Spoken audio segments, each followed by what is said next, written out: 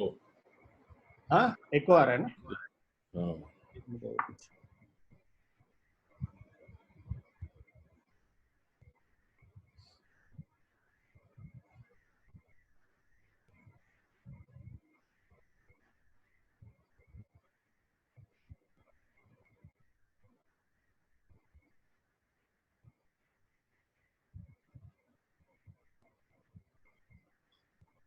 Okay. Yeah. So very good afternoon to all the students. Good afternoon, sir. So, Afternoon. I think some of the students, I think Mr. Ashish ji doesn't require any introduction, but still there are few students are new students. Probably you might not be knowing. So Ashish ji is one of the very eminent personality in animation and visual effects industry, in this media industry. He's been there for almost 2 decades, and he's one of the movers and shakers of this industry, I would say, because he works closely with many government in terms of deciding the policy decisions for animation, visual effects. So because of his constant effort, there are a lot of things which government has actually done for this industry. Otherwise, I would say around 5, 6 years before, they were never even looking at this industry as one really potential industry. Now the whole government is looking at this industry. They're giving a lot of subsidies. There are a lot of benefits are there. It's purely because of him. So around 5 to 6 state government has announced all the policies which he has drafted actually, and we work together. I'm very fortunate to work with Ashish ji. When I was in Reliance Animation, he was my CEO, and more than anything, so personally, he's a big mentor for me. I've learned a lot of things from him, and before I can say before Reliance and after Reliance actually. So my complete way of looking at things has changed because I learned so many things from him, and his experience and knowledge is like unbelievable. More than anything, his memory power, even if 10, 15 years before if he meets anybody, he can still remember his name. So that's the kind of a memory power he has actually. So thank you so much, sir, for joining us, and it's really a pleasure for the students to hear whatever you say. I don't want to take much of the time, and we can Yes. move on to. Yeah. To begin with, I'll just ask first my question. Actually, sir, you've Yeah. been like, almost, I know, ever since we met, you're a very, very busy person. You won't stay in one particular place. आपको घर पे देखना भी बहुत मुश्किल है. आपको इस 40 days का lockdown कैसा लग रहा है, sir? What is your experience? Is there any change you are looking at in this during this lockdown? What is your experience on this? Well, I think it's changed everybody's life. It's not only my life. I used to travel for about 20, 25 days in a month, and that's been my life, moving around across the globe. But I think what has happened is that it's a huge setback to the world, and it's changed lives for everyone. uh, the amount of uncertainty that is floating around is unprecedented, and it's something nobody had expected, that something like this would ever struck get you know into a reality in their lives. Although there have been references that people should say biological warfare and many other things, and there were certain movies that were made on such a topic. There has been some books which are written, and there have been some warnings. But something like this would take over the world and actually jam the world, I would say, in every single way. It's something that uh, you know has caught everyone by surprise, not only the people but even the governments.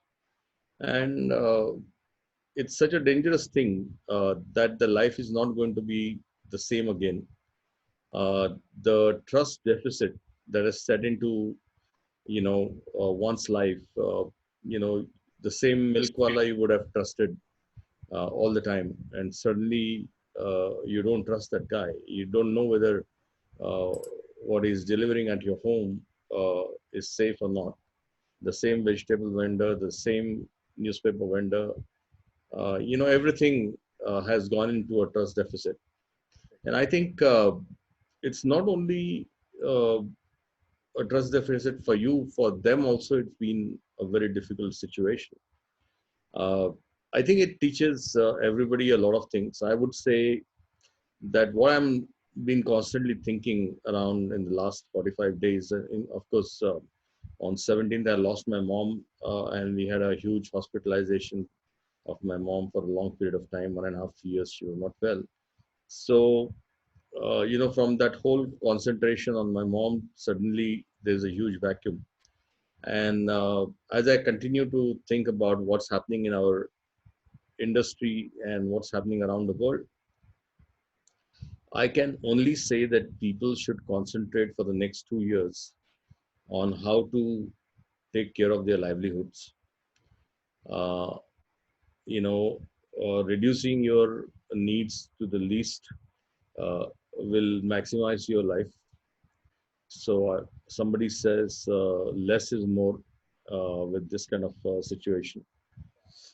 So uh, there are going to be challenges. The employers don't know how to pay people. They don't know how to meet the ends.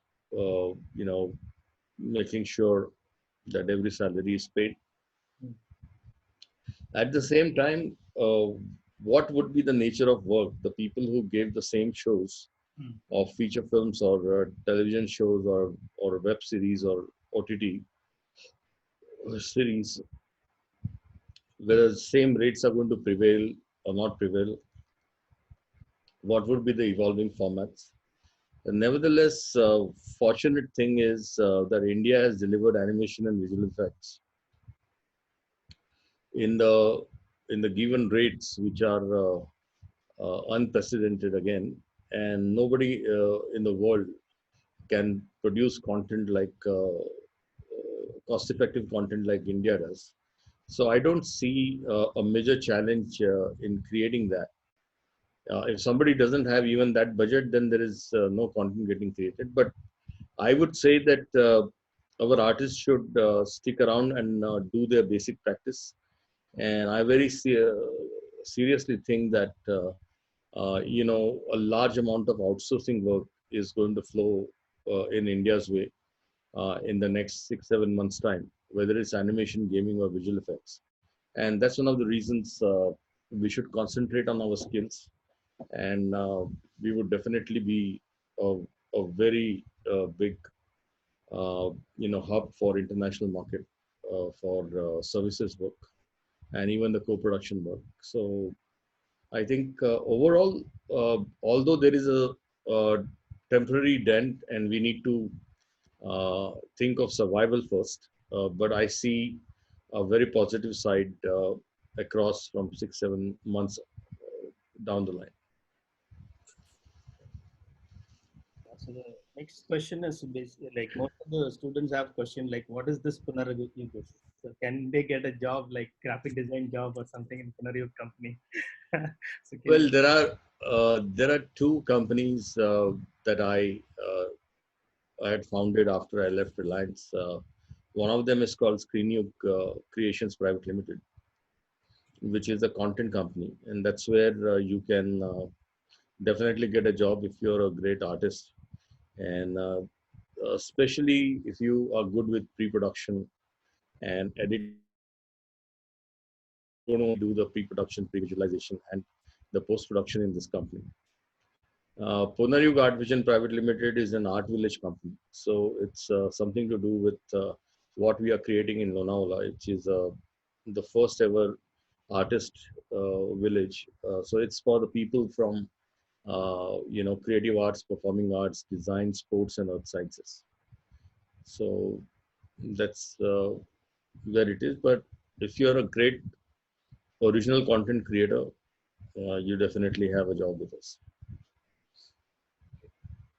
So while you were telling initially, so that a lot of animation content is going to come. There is one question which I can relate to. One of the students was asking that a lot of 2D animation jobs are there in India as Yeah. as a 3D animation. So why is it happening like this actually? So because there are students are more interested in 3D animation nowadays. They're not very much interested in traditional 2D drawing kind.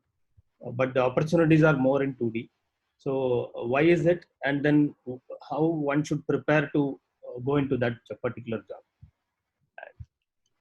See, the thing is, at the end of the day, students have to understand that their their foundation has to be very strong. Uh, they have to understand that they are from the industry of storytelling. And when they select audio visual storytelling, which is in the graphic form, or which has been created completely uh, by hand, it's called animation. It's a art of moving the characters in the right proportion. It can be 2D and 3D both. So I think your foundation has to be very right. Uh, Even if you're a 3D animator, you need to ensure that uh, your 2D skills are very strong. So I think everybody should concentrate on drawing. There are a large number of people who discourage people from drawing, or people who don't want to go and do the drawing. But that's the foundation, and that's going to help you for a long period of time. Because if you want to be in this space, you need to ensure that you should be able to visualize and draw and do your expressions and draw the thumbnails and a lot of other things. If you are not a character designer or a storyboard artist or a background designer, all those people anyway have to draw. But it's a market need. Whether you are creating a show, if you're trying to tell a story, first thing is you should ask if you can do it in live action. Then you must do it in live action, because it's much easier to create stories in live action. If it's not going to happen in live action, then you think that it's going to be done in animation. In the given budget and the given time frame, one has to decide whether you can do 2D or 3D. 3D is more expensive because it requires licensing of softwares, it requires different skills, it requires larger computer space, it requires higher configuration of computers. So the overall cost, even the rendering cost, is much higher. And that's why when you have limited budgets, you create 2D animation. And if you have larger budgets, then maybe you shift your show to a mix of a 2D and 3D, or otherwise you create it in 3D itself. So it's purely the need of what story, how it's told. But if you make a career in this space, if your foundation isn't strong and you have done uh, complete practice of all the grammar of animation storytelling, then creating 2D animation or 3D or live action, either of the three, would be much easier for you. Even visual effects would be much easier for you to enter and specialize into. So I would say that students must spend time in doing the foundation the artistic way, doing the foundation the storytelling and the filmmaking way. And if they make these three foundations of artistic storytelling, creative, the film foundation, filmmaking foundation, and a storytelling foundation, the combination is going to really take you to a situation that from there on you can actually become any kind of specialist, because the whole film making in animation and visual effects has more number of specializations than the live action itself, from industry. And that's one of the reasons that if you make a proper pattern of your study, and you make sure that you're going step by step, you would be able to tackle any form of storytelling. And I would like to see most of them to become uh, storytellers who don't get bothered by a software, or who don't get bothered by whether it's created in 2D or 3D. Although it requires a lot of practice if you want to specialize in 3D or if you want to specialize in 2D. But I would say you need to be prepared for that, because uh, the life is not going to be the same. Sometimes the studios will have a budget, sometimes the broadcaster will give you budgets, and sometimes the budgets will be much lower, because I foresee in the next 2 years, the budgets are going to be low. So if you concentrate on wanting to do 3D, then you will have to search for those jobs which are very less compared to 2D. Because the world over, people are going to continue to tell stories, but they might continue to tell stories more in 3D because of more in 2D because of the budgets. And if OTT is giving you better budgets, then you should concentrate on doing 3D with OTT. So it's a matter of your choice. And uh, as you upgrade, uh, you need to have an experience. So you, whether you do 2D or 3D, doesn't matter. You need to start, working closely on creating right kind of shows. You need to have your credits on right kind of shows. And as you continue to gather these credits, you can graduate to a feature film or a very high-end OTT series or high-end, television shorts or short films. Just to summarize whatever you said, it's basically rather than thinking like whether I want to be an animator or a background artist, it's basically you need to be a storyteller, you need to be a creator. So you need to learn the fundamentals properly, and then get on to whatever the skills, so that over a period of time he becomes a show director or he creates content. That is what is matters a lot. I mean to say that if you want to become an open heart surgeon, or if you want to become a brain specialist or an oncologist or a pediatrician, MBBS is must. You cannot skip MBBS. And then 2 years internship is must. Only then you become, you choose your specialization area and you become a specialist. So I'm saying that you can become an animator, 2D animator, 3D animator, character designer, background designer, compositor, lighting artist, anything. But then that MBBS has to be done. So I'm saying that when you are in the institute, you concentrate on becoming, doing your foundation right, and don't get scared with pencil and paper, and don't get a complex because you are drawing. Because the people have the writing skills and the drawing skills and the painting skills will be paid the highest as the world moves forward. Correct. Yeah. Because computer skills everybody will have, and it will be easy for them to learn. Correct. These skills will be difficult for learning later on. There's one question posted by Shivani. She has asked, "Sir, I have a question. What do you think about the quality of Indian animation compared to the Western companies?" Indian animation compared to the Western animation shows. Well, Western animation shows are done with a very, very high budgets.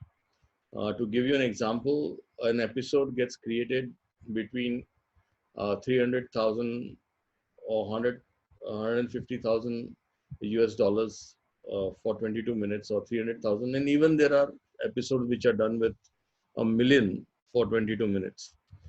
So there are different kind of price range. In India, most of the shows are getting created between 15 lakh rupees to maybe 25 lakh rupees, or at the most 50 lakh rupees uh, for 22 minutes. So there's a huge cost constraint, because the international distribution that happens for most of the Western projects is a set distribution system. And even after 105 years of Indian cinema still doesn't get distributed all over the world. Or even if it's get distributed, it's within the people of Indian origin. So one has to understand that our form of storytelling is little different. Most of the consumption that our stories are being getting done diaspora, and that's where the budget constraint is quite high. Presently, Indian animation is centered around the fact that we are known to be a kids genre, that only kids watch animation. The challenge is that because the kids are the only, a way of exploitation of the content, the advertisers in the kids network are very less, and that's why the budgets are low. No sooner India graduates into a family entertainment zone for animation, and animation starts getting accepted into all ages. uh, Obviously the general entertainment channel will start showing, or many news channels will start showing animation shows, and that's where you will start getting a much bigger budget, because that's where the advertisers are much stronger, and even the subscription is very high. So I think many countries have struggled. Like, even to give you an example, US struggled for 70 plus years till the time they had Alice in Wonderland and many other movies which were made. after 70 years of animation existence, The Lion King was one of the movies which took it from kids genre to the family entertainment genre. Now every single movie that is created in US in animation is amongst the family entertainment genres. That's why it makes more money. It's like a general Hollywood release, probably with a premium. But India has spent only 20 years in animation, and we only have maybe the first few people who were born after 1995 have gone through have grown on animation. So when they become parents, they would continue to be watching animation. So we just have maybe a 1.5 generation in India that's grown on animation.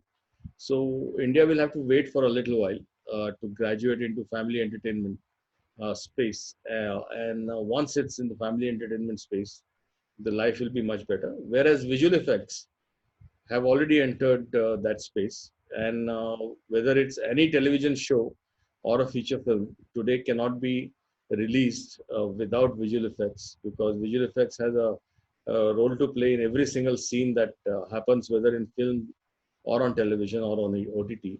So I think it's a more consistent work in visual effects than many other areas of graphic art or creative arts. Students, I hope you are enjoying. Just please post your questions. I'll keep asking. I already have summarized some questions I've been asking him. And while we are talking about this animation content, there are some very good students are there in our institutes. They keep creating characters, especially few of them are inspired by the anime characters. They keep on practicing such kind of a characters. So there is one question like they're asking like if they create their own unique characters, if they wanted to register, if they wanted to make use of that, what would be the cost of licensing one character, registering one character? So what is the procedure to do that? So there's a difference between registration of a character and licensing of a character. Okay. When you create a character, you need to see that you have a copyright of the design or a character that you've created. Now, no sooner you put a copyright into the copyright office in Delhi, Hmm. it is seen by people. Correct. So it is no longer a secret. Hmm. But the law of copyright says that if challenged in the court of law, then whosoever is able to present a case or justification that that person has created the image or had the idea first, Hmm. and they have an evidence, the copyright is granted to them. So I would say the simple way of copywriting is to create an evidence. So there are different ways today that you can create a digital evidence. You actually publish that online or do something which gets registered and save that. Or the best way or historic method that used to happen is that you create a character designs and you mail it to yourself by a registered post and don't open the mail. Okay. Okay. If and let it have those stamps and all very clearly from the post. Mail it to yourself and don't open it. And if it is challenged, then you do the sealed envelope to the court. There are all channels to do that historically. So that's a simple way of creating an evidence that you had this idea first. And today there are digital ways of doing it. If you are actually a member of the Film Writers Association, then you write a script and you register a script with them. So which comes with a controlling number. They don't keep the script; they mark the script with rubber stamp, and they keep the controlling number. And they say that these are the 7 pages were submitted by such and such person. At the story title was like this, and they stamp each and every page. They sign it, and that control number is there. So you can provide, if you pay their fee to come to the court, they'll come and say that we had done this, and he was a member or she was a member of Writers Guild. So there are different ways of creating that evidence. And once you have created that evidence, the character has got extremely good, features, or character is looking amazing. It's got a solid character attributes and storyline. Then that character can get licensed. and you can make money by owning that character. Some of the examples that I can give you, that there was a lady who designed Hello Kitty in Japan, and that Hello Kitty became a world famous thing. It was not animated, but only that character design was getting licensed, and there were people who were creating bed sheets to purses to glasses to mats to everything, mugs. Everybody started having a Hello Kitty, and the licensing revenue alone with the character was huge. Animation was done much later, after maybe 30 years of existence of the character, then the animation came in. But the way the character animation works in maybe Japan, Korea, or in the US, we don't have that kind of a character licensing happening in India so much. The character has to be really famous on television in India to become a licensing material. If your show is doing good, then you can license your character in India. But I don't see, that there would be no future for the designers for character licensing. I think that trend eventually would come, where people start respecting the IP, and people will have even the designers' characters going on mugs and T-shirts and all, and they will start making money by licensing the character. So one such, I think, Indian original design is, I would say, Chumbak. Actually, Chumbak is Bangalore-based Yeah, company they have created. Actually, so I think yeah. Chumbak is doing exceptionally well across India. All the airports we can see their unique characters and designs. So, So yeah, though yeah, it's not animated, but it is only the characters and all the designs were very well made. definitely. What would be the approximate cost, sir? Like she asked, actually, what would be the cost to register one character if somebody wants to actually do?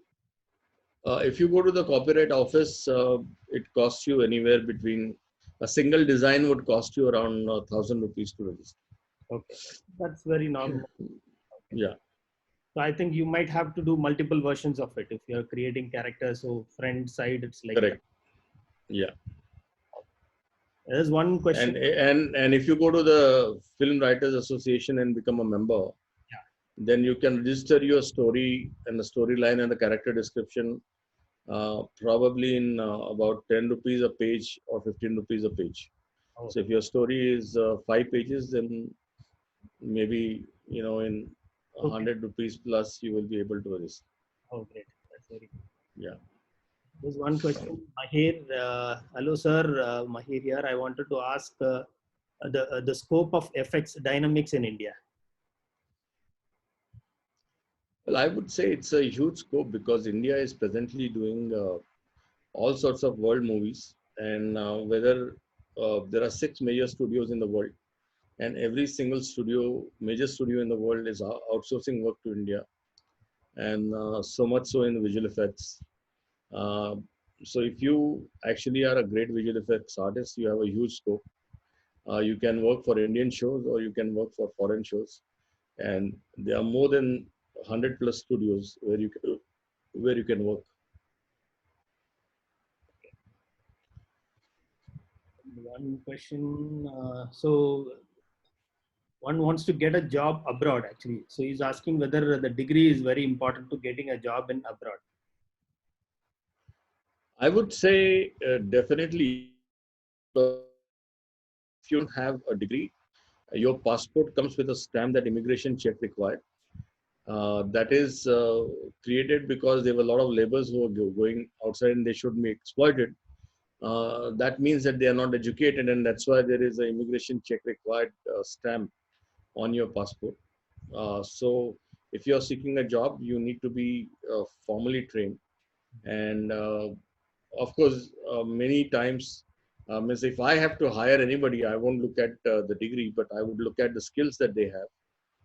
But then when people have to do something in different countries, they have their own input criteria. So maximum countries would, look at a situation where they would like you to have a formal education. There's one question. Which change would you suggest to bring to the education system, especially like our field, and how soon would you see the change in FX? So especially currently, the trend is going on like online classes. So in our industry, do you really think this online training is going to work out? And so, what is the kind of change is going to come in education? So I would say that our industry will have to operate on the mix of online and personal contact program, because like the medical science cannot be taught online. The sports cannot be taught online, or performing arts cannot be taught online. One will have to also look at the design and creative arts in the same way. If it's a question of psychology or accounts or something like that, it's a different ball game. Some of the things like maths, physics, and all can still go online. But when it comes to a mentorship kind of a skill, where you need to watch and do things. Second thing is that the assessment pattern that the universities have at this point in time, or our education system has, that most of it is coming from a generalized assessment pattern, where people have to give 3 hours written exam at the end of semester or end of the year. That doesn't work with performing arts, sports, and creative arts and design, because if you are an animator or an actor, or singer, how are you going to write the written exam? So we have been kind of pushing the universities to see that how they can do practicals in most of this time, and one has to see that the assessment is done on actual performance rather than a written exam. So you need to put them through the project, and let them research and do the projects and deliver the projects. And your assessment has to happen on how best they have delivered their projects, and what is the pattern they have followed to deliver that. Because every single feature film that is made, or every single story that is made, has a very different pattern of delivery, and every creative person would look at it differently. To give you an example, if you're an engineer and you join a car manufacturing company, or you join a mobile manufacturing company, you have a production pipeline. Only the color changes, but every component is the same, which goes into the same place. So whether you're creating millions of products, they're all going to be the same. But in animation and visual effects and gaming, every single frame that you create is not the same. Ingredient in every single frame is different, and you handle it differently. And you will handle it with different softwares and different pattern and method. So that is so much complex that you need to have a strategy for handling every single frame that you create in animation, unlike the general production pipelines. And that's one of the reasons I see that the assessment patterns will have to evolve. And I think right now the UGC, AICTE also have encouraged universities to start programs and push the boundaries, and they've allowed 75% assessment on practicals, or 90% assessment on practicals, 10% on theory, or 25% on theory. So I think that pattern has to be practiced much better, and it has to come into a large fold. And I would say even the school education in India needs to have creative arts, performing arts, and sports and design, because if somebody can drop chemistry or biology, or even maths in some instance, and take up creative arts, performing arts, or design, the products that you're going to get is much different. Because we have seen in most of the performing arts, or most of the sports curriculums, or most of the creative arts, the kids who start very early in their life do much better, because that's the orientation that you're required. And because there are no marks for creativity, performing arts, design, and sports till the 12th grade, we miss out on those opportunities. So we would like to see education actually welcoming, creative arts, performing arts, design, and sports from maybe fourth or fifth standard. and you will see a very different professionals coming out. If Sachin Tendulkar had not started playing as a kid, he wouldn't have been Sachin Tendulkar. It's as simple as that. So there's one question from a student, very personalized actually. Is asking, are you from an art background? Why did you choose animation? Well, when I was in the school, uh, there were no marks for drawing or anything. So everybody around me was racing for becoming an engineer, doctor, or chartered accountant, or maybe a lawyer. But I was more interested in sports, so I was playing basketball for the state of Maharashtra. I then played university, and I was a very strong NCC cadet. And I went to Republic Day Parade when I was in my second year. I went to Vayu camp. I went to, I went on a youth exchange program representing India in Canada when I was in the final year. So my life was very different, and I kept science because I wanted to become a pilot.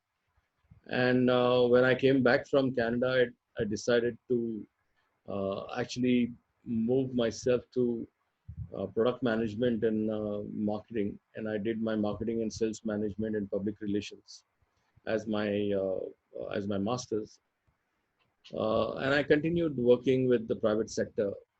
And once I was heading a newspaper, and I was again selected to represent India in the group study exchange through Rotary. And that's when I met one of the leading animation directors who used to draw cartoons for Chicago Tribune, and he told me about animation in 1995, and it had not started in India yet. And he said that he would like to see India grow because he has many Indian artists working with him in Chicago. And then I came back and kept thinking, and I moved as a CEO of Mudra Communication.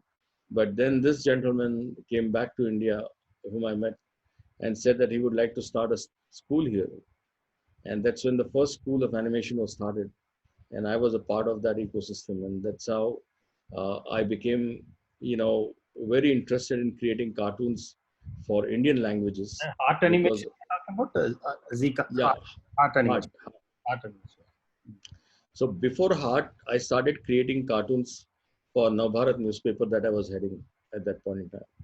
And we created almost 300 plus Indian cartoon strips. And that's when that first batch passed out. I left advertising and I became the president of the studio. So that was the beginning of animation in India. And it was a challenging thing because advertising was doing extremely well. And then I was a CEO of one of the biggest, advertising companies. But then I thought that, my heart lies in, creativity and storytelling. And that's when I decided to be there. But then one had to learn, a hard way and do it yourself kind of a pattern. And many times I signed up shows which we couldn't deliver. Then I had to go to Philippines and bring artists from there and, deliver shows with their help. But that was still a learning. And that's when we started working on identifying, artists from rural areas or pockets from Tanjore, Mahabalipuram, Channapatna, and bringing them to the studio and, starting to deliver shows. So I would say that, at that point in time, it required, what India required at that point in time was leadership in building this as an industry. And I think uh, it matched quite well with the skills that I had at that point in time.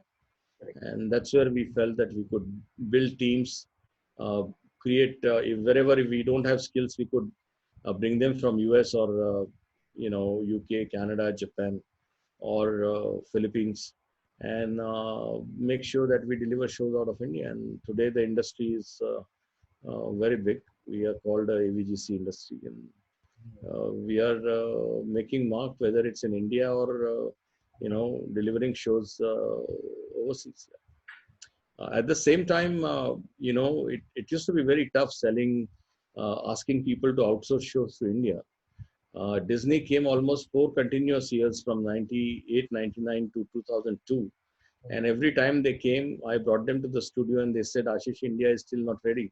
But in 2002, they gave me the first show, Higglytown Heroes. Correct. The same way Sony gave us a show in 2000, and then Warner Brothers gives us a show, and then the DreamWorks gives the show.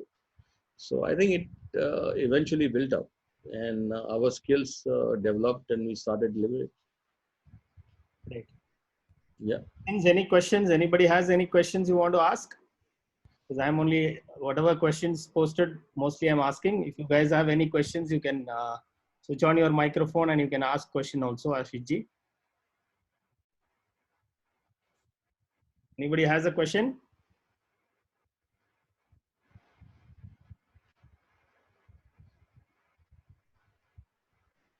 Okay, so then I'll continue with my question.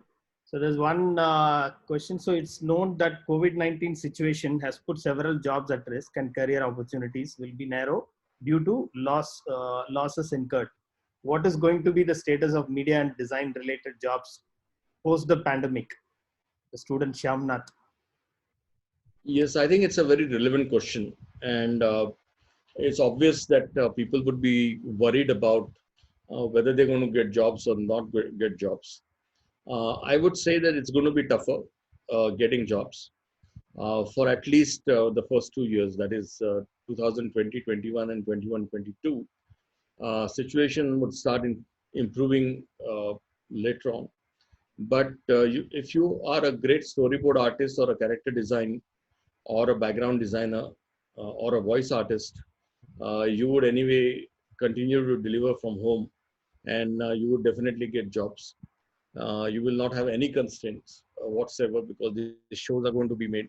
The people who are getting the kind of salaries and the kind of payments, if you are doing a contract show in the per piece basis also, that might get reduced a little bit temporarily. But I think whatever opportunities come your way, you should take it, and consider that this is your internship period, or it is your what is called as an apprenticeship period, and continue to work and gain experience, and you will see that as the situation improves, you would be able to start doing very well. More so, this is the time that you should concentrate on your basic skills. So whether you want to become an actor or you want to become an animator, concentrate on acting skills.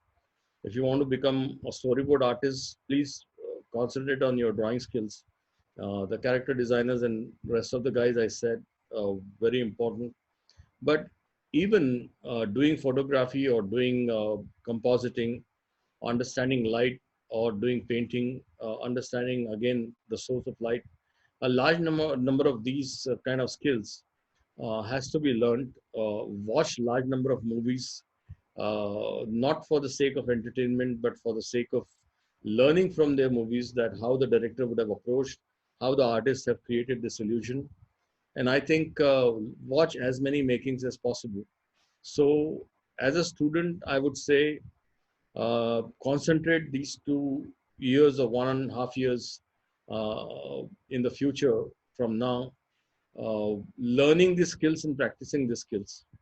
If you get internship, if you get a job, you are going to be very lucky, because the existing people are going to lose jobs. So it's going to be very tough for move in, but not to lose heart.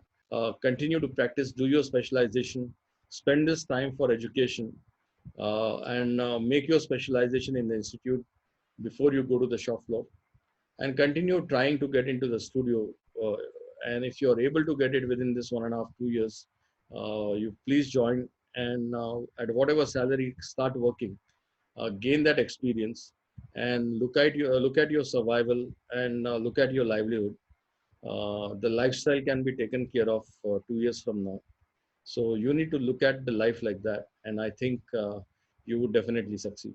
You have nothing to lose. You just need to understand that there is something that has happened to the world, and the life is going to be tough for everybody.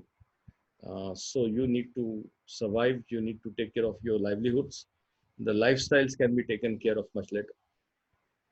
There is actually just to continue to what you said, there is a rumor hearing like there are a lot of jobs going to come to India from China. They are not going to go outsource it to China anymore. India, they are looking at a big. So don't you think it will take 2 years to actually like recover, or we have to get prepared in next 6 months and there are a lot of job is going to come. So that is also In another. the beginning of this discussion that we started at 4 o'clock, I did say Hmm, that it's a matter of 6 to 7 months correct. because there are a large number of capacities already there in India. So scaling up for these capacities would not be challenging, and people would definitely scale up. So the people who are going to benefit are the people who already have their setups. Yes. So that's where they can accept the jobs and start delivering it. So that's why I believe that the existing artists have nothing to worry. If they have lost a job, it's a temporary phase of 2, 3 months, 4 months, maybe 6 months, but they will all be back on the roll. But I would say that don't get stuck with I want only this much of salary or otherwise I won't work. That attitude is not going to be entertained by any producer or any studio owners today. For students who are excellent in their creative arts, would be finding their jobs, but people who are only good with softwares might find it very tough to find a job because there are many people who know the software, who have lost the job, who will take the job first. But if your artistic skill is very good, there is a dearth of those kind of people, and they would immediately get a job. So that's why I'm saying you concentrate on your basic skills Hmm. while you're trying to spend this next 1 year or 2 years into education and finding a job. As we can take couple of more questions, another 10 minutes. So if anybody has questions, please. So Uh, right now, yeah, yeah. Very good afternoon, sir. yeah, I have a few questions for you, and yeah. the session is really going well, and I hope the students are enjoying it. Okay. Yeah, the question for you is, what do you think in terms of skills in media and entertainment industry, and what would be the key skill for one to stay longer in the industry as people start as a filmmaker and keep moving without losing their passion, waiting for the right time to get the chance? Well, one skill that comes to my mind is the writing skill. If you're a great story writer, you have a big future. Uh, and I also see a person who is a storyboard artist has a big future because storyboard artists are required by live action and animation and visual effects, all of them. So these are the two skills, according to me, which are extremely good. And the third skill that I would say, which we really look forward to, is a great editing skill. Editing is not nothing to do with cut and paste, but editing is a great storyteller who can actually make sure that the story makes sense when the person edits it. So I think that is where, according to me, these three skills are very, very important, and they will never lose a job. They will always have a job. So one more regarding media and entertainment industry. As the media and entertainment industry is iterative, change is constant. To understand the future demands in order to well equip oneself, how should one to understand the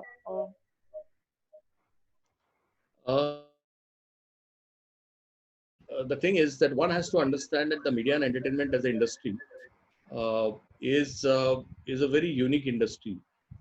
So to give you an example of a film industry is 105 years old. Film industry employs maybe or not employs people who work in the film industry are upwards of 10 lakh people in India, and we create feature films in about 14 different languages, and we have their own ecosystem. But if you really get to see, maybe only 3% of our industry is employed by corporates or by the companies. 97% of the industry is a freelance industry. So they come together to make a feature film on a contract, and they're again on their own. then they do another project. So in a year, a good artist probably might deliver maximum of 5 feature films, working for 30 days, 40 days schedule on different films, or maybe 1 or 2 films which are longer duration for shoots. So they come together, and they are not employed by any of these studios. They are contracted by the studio for a particular skill that is there at that point in time. So, when a person in media and entertainment makes a career, they need to also make sure that their entrepreneurship skills are equally groomed, and they are able to be relevant for every single new project, and they will have to pitch for that new project to be relevant. So they need to, again, that's why if you see the pocket of, say, Kolkata, Hyderabad, Chennai, Trivandrum, Bangalore, Mumbai, Pune. Now Ahmedabad is becoming a film hub, and then the news hub is in NCR region in Delhi. Now there is a Punjabi film market, and there is a Bhojpuri film market in Patna. So there are pockets where all these skills reside, and that's where they create that ecosystem. So one will have to be a part of this ecosystem. At the same time, they will have to stay relevant for every single job. So uh, it's a constantly changing thing, and you need to upgrade your skills every single time that you do a show, and you have to be relevant to the show. To give you an example, every single animation film that gets created, a new technology also getting created at the same time with the film, and that technology is then adopted by many other people. So it's so dynamic that things actually keep changing. And in the feature film space, I would say uh, you need to see that, with the COVID situation, theaters are going to find it very difficult to open in the next 1 year, maybe. And even if they open up, whether people would really show up uh, because of the trust deficit and the fear of COVID-19. So if you're trying to create a feature film in the next 1 year, I think you should postpone it. People who are writing a good idea. They should probably talk to the broadcaster or the OTT and convert your idea, and not stick to your film idea for a time being, because if you can convert your film into an 8 episode or 10 episode series, and if it's very interestingly written, then they would definitely pick it up. So you need to be relevant as to who is going to pick up what, and how the trend of the media consumption is going to happen, and that's the way you will have to modify yourself and be relevant to the market. So I think if I say that I am a feature film studio and I'll only touch a feature film, boss, the shoot is not going to happen for the next 6 months, so I'm not going to get any visual effects scenes. So how am I going to do things? I can't run a studio. So you need to say, okay, next 6 months to 1 year, I'm going to concentrate on animation, and I'm going to hire animation skills, because I already have the hardware, software, and my studio in place, and I'm continue to do animation for the next few days, and I'll shift to visual effects as I move forward, as the shoot starts, and I'll make sure that we start delivering the both from the studio. So I think people will have to be flexible. It's a very tough situation to be in. So that's how you have to remain relevant. Artists will have to remain relevant for delivering what is coming their way. I have a last question, sir. Yeah. So one last question for me. Yeah. Yeah, yeah. So being considered as a stalwart in Indian animation industry, what was the most challenging for you at times while producing various IPs? While you still remember the scenario and the way you handled it, please share your experience. Well, when I first decided to create an Indian character, I first went to the comic book people. I went to Uncle Pai. I went to Chanda Mama. I went to Uncle Pai at Amar Chitra Katha, and he told me that Krishna was the most selling, internationally most selling comic book, which was 32 lakhs. The second best selling comic book was 11 lakhs of Gandhi and 9 lakhs for Hanuman. And Hanuman somebody was already making. So I thought if 32 lakhs is what Krishna is, that Krishna stories are very popular, and who made it popular is because of Prabhupada ji, who took Krishna world over and formed ISKCON in US. So I went and partnered with ISKCON and said that let's create animation. And obviously they wanted to create Mahabharat because everybody is fascinated by Mahabharat. It's a very matured form of story. But then it took me about a year convincing uh, people to see, let's look at Little Krishna rather than Mahabharat, because in India and in many countries, uh, as I said, animation was known as a kids genre only. So it made more sense to create story when Krishna was a kid. But they were very limited stories, and we cannot create maybe 100 episodes or 200 episodes. But then we decided that if we create whatever we create has to be of a world class, quality, and for a longer period of time, nobody else will attempt to come in that space as we create. And that's where we started creating Little Krishna. The reason why we wanted to select in India the characters which are already there in the history, whether they were from Indian heritage or they were from maybe live action. The second show that I created was Shaktimaan, because Shaktimaan was a very popular character, is because in India we don't have marketing budgets like the US. If they create a feature film of 100 million or 200 million, they have equally 200, 300 million for marketing and distribution. We don't have that kind of a budget for marketing distribution. Even if you get a production budget, it's more than what you can get by pushing hard.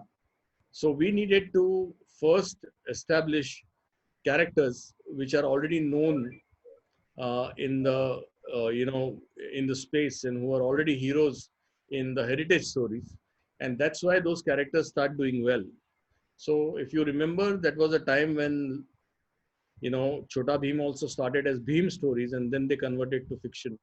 But then Ghatotkaч was created, and many other Indian heroes were created like that. And that's where you pick up characters which are already known. As the matured market would accept more characters, even now you see a lot of comic book like Lotpot has given characters like Motu Patlu, and many other characters have actually seen the light of the day from different comic books.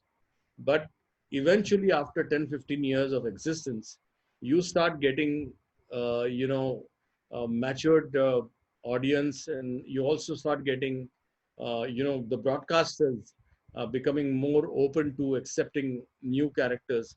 And that's where you've seen characters like Shiva and many other characters seen the light of the day. And Pakram Pakrai and many other things have come to light. And then India had always India is a very live action feature film market. The feature films do extremely well. And then you had heroes like Little Singham, you had Golmaal, you had Fukre, and all these are now adapted as kids shows with Golmaal Jr. and Little Singham and all. So you have live action followed by animation, or you have comic books followed by animation, or you have heritage stories followed by animation. So because you don't have very big marketing budgets to create a character brand, we have to rely on these tactics. No sooner you have equally good marketing budget or branding budget, see how to create different characters which can be marketed with. Yeah, thank you, sir. I can't hear you. I can't hear you, Satish. Yeah, so I muted it. Okay. So one last Yeah. question. I wanted to ask this personal question. So, as you know, you've been really working hard with all the governments and everything to bring policies, all those new things. But why we still don't have some association or something for our industry? For example, the situations like this, I've been hearing some of the biggest multinational companies who have opened their shops here. They are going to lay off a large amount of people actually. So at this juncture, nobody is there for these kind of an artist to voice or something like that. That is one. Another one is in terms of price protection. Actually, like in among Indian studios and visual effects studios, there is different price competitions and all those things. So to regulate all these things, why don't we have an association exclusively for this and control this? What do you think it's the biggest challenge which we cannot? So there are two or three things. You know, this situation for this industry is not come only now. Correct. There have been studios in the past in Chennai, in Bangalore, in Mumbai, who have shut down, who had to shut shop. Yes. Many thousands of people, hundreds of people lost job, Correct. and we were also a victim at that point in time. Yeah. But at least today you have good associations who are doing good job with the state governments. We are in the process of forming a national AVGC policy. Okay. But whether it's going to help you with fighting with the companies and company policies and all, I don't think so, because every studio has got their own top line and bottom line. Either the studio will exist or the job will exist. The situation is like that. You know, no studio would like to lose on a good artist. Correct. But the situation is like this, that our industry operates on a very thin margin. If for 2 months you don't have a job and you have to still pay salaries, your complete income gets wiped out. In the second month itself, you won't be able to pay salaries. So that's the reality of life. And if you want to continue put a pressure and say, okay, you keep them on the job, if tomorrow the studio is going to shut down, I would see to it that if a studio has 1 rupee, that rupee is stretched. They talk to the artist and say that, okay, I can give you 30% this month, 30% next month, 30%, or 50% this month, 50% next month. But you be there, you hang around, you look after your livelihood, and we'll bounce back, because COVID-19 is a situation which has affected everybody, whether you have a job or you don't have a job. It has affected both of them, whether you are a government employee or you're not a government employee. It has affected all of them. But if today police start saying, I am COVID, everybody is sitting at home, so I'll also sit at home. If doctor says that I'll also sit at home, will it work? It will not work. So I think we need to look at, not with the union and push and pull, but we need to look at how we can bounce back as an industry, how we can handle this situation from home, what would be delivered. So I get a call from a lot of artists and said, sir, we are sitting idle. What can we do to help present situation? So I told them, let's create films on awareness for COVID and the life after COVID. So you will be surprised. We are creating 11 films right now from different artists. Okay. Then some scientists I was talking to, they said, Ashish, this mask that we have and the hand gloves that people are wearing, throwing this mask and hand gloves in the dustbin is going to cause more damage than COVID itself. And only animals also are going to get COVID-19 if the mask and all are put in the dustbin or freely disposed. So now we are making special films on these by taking inputs of the scientist. Okay. And mind you, this artist, they are either doing it free, sitting at home, or they're saying only pay us the cost, and we would definitely deliver because we would like to contribute. So I think as an industry, we need to really see what would work more relevantly. More so, I have personally spoken to software suppliers and requested them to give 2 months, 3 months waiver. We spoke to all the state governments, wherever people are in the IT parks, where they could get a 2 months, 3 months, from paying rents. We have been able to do that. We have seen circular from Telangana, Karnataka, and even with Kerala. There are some other markets which are going to do that. But only the studios who are based out of those IT parks would have a benefit. But people who are, out of private buildings probably will not get that benefit. Yeah. But I would say at this point in time, you should talk to most of the artists and make sure that whatever balance from both the sides can be done, because studios also have to make money to pay salaries. At the same time, the artist has to be safeguarded. So I think it's going to be balancing both. And I think we'll have to very carefully take that or convert most of the artists into contract and make sure that you have a per piece payment basis and allow them to work for somebody else also. So I think we will have to find solutions to make things meet.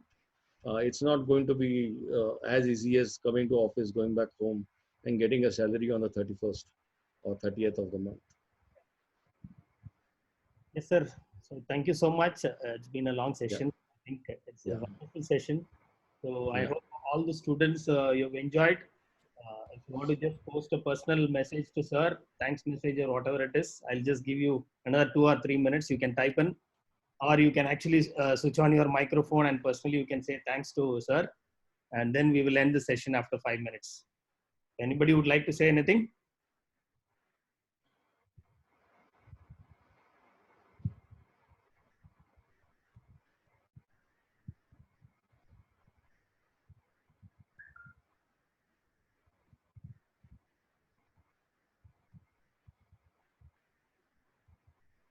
Hello, guys.